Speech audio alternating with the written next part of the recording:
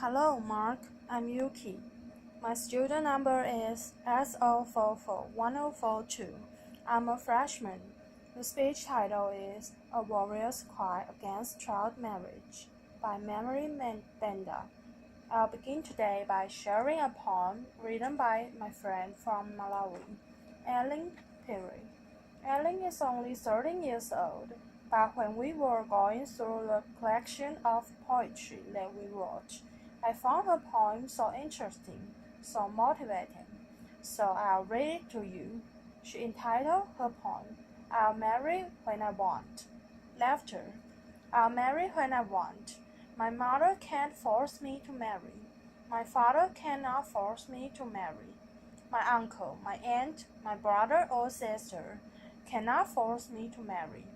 No one in the world can force me to marry. I'll marry when I want. Even if you beat me, even if you chase me away, even if you do anything bad to me, I'll marry when I want. I'll marry when I want, but not before I'm well educated, and not before I'm all grown up.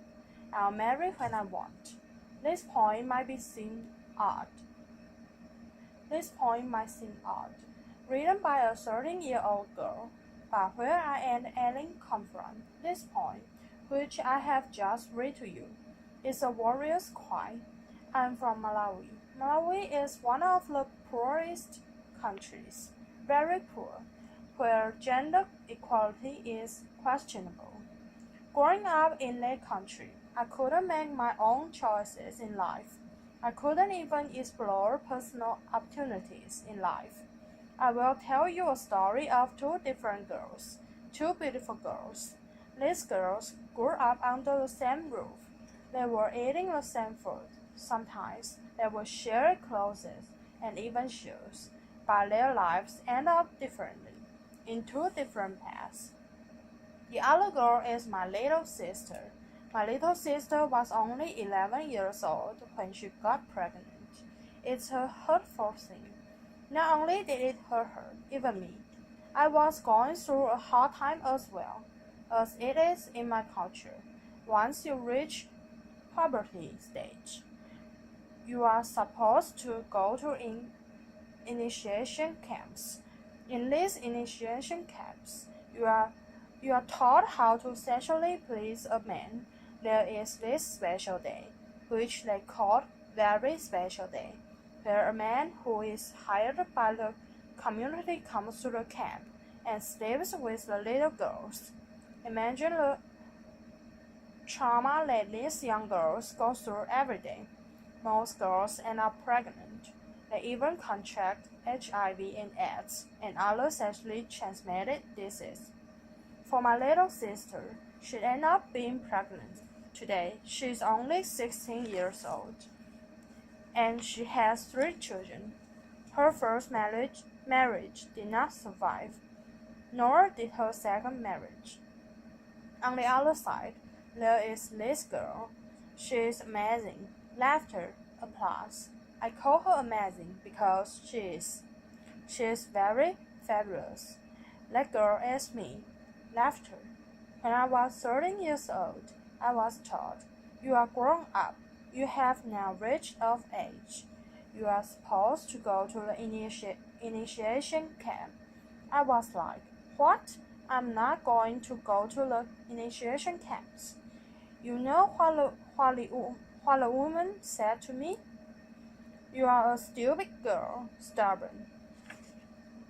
You do not respect the traditions of our society, of our community.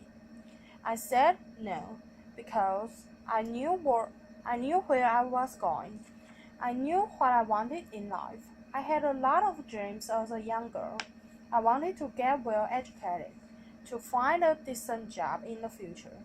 I was imagining myself as a lawyer, sitting on that big chair. Those were the imaginations that were going through my mind every day. And I knew that one day I would contribute something, a little something to my community.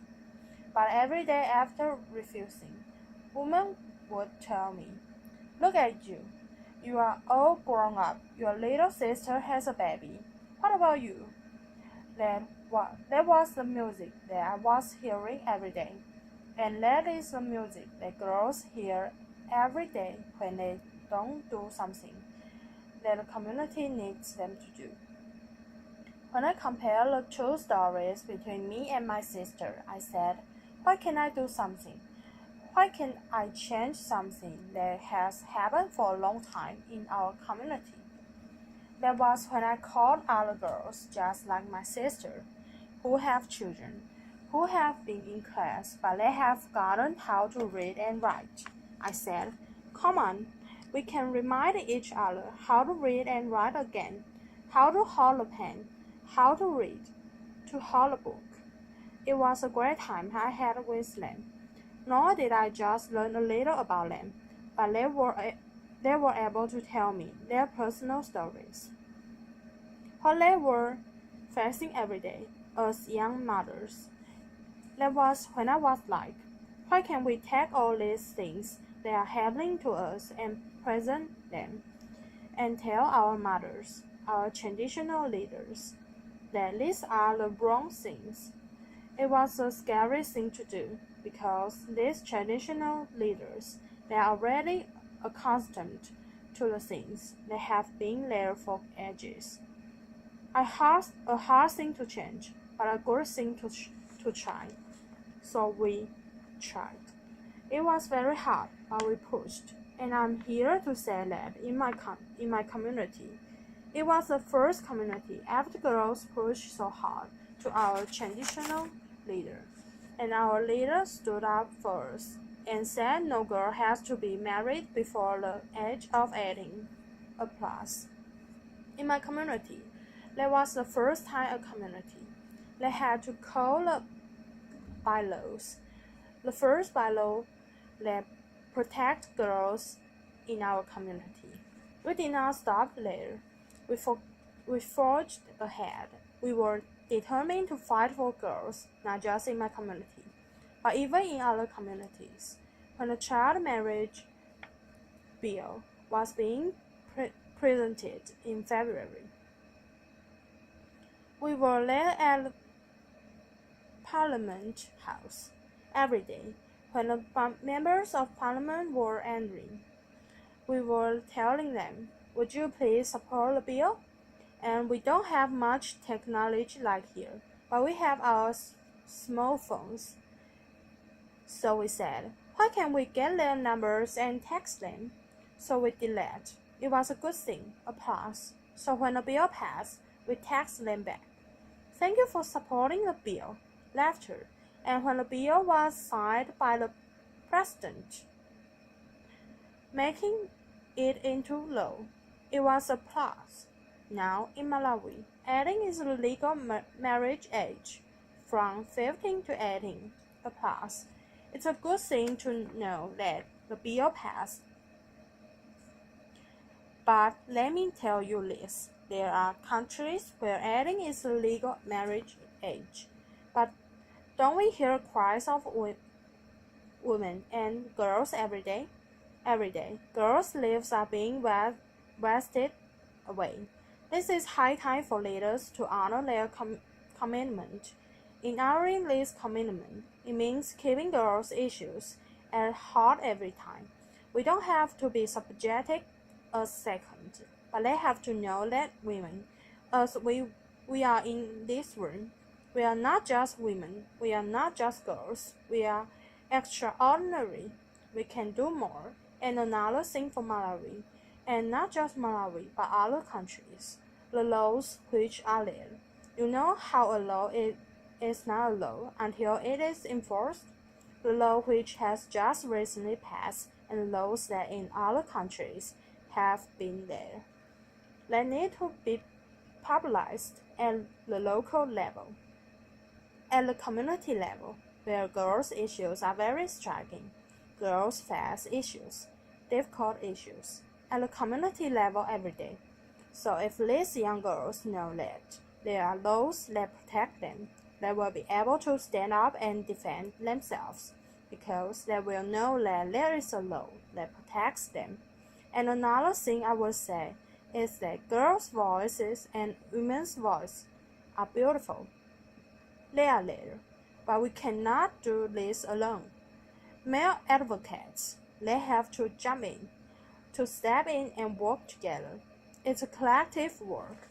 What we need is what girls elsewhere need. Good education, and above all, not to marry with 11.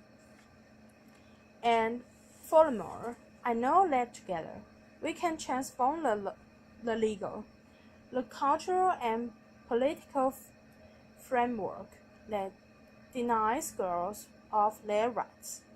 I'm standing here today and declaring that we can end child marriage in a generation. This is the moment where a girl, and millions of girls worldwide, will be able to say, I will marry when I want. Applause. Thank you. Applause.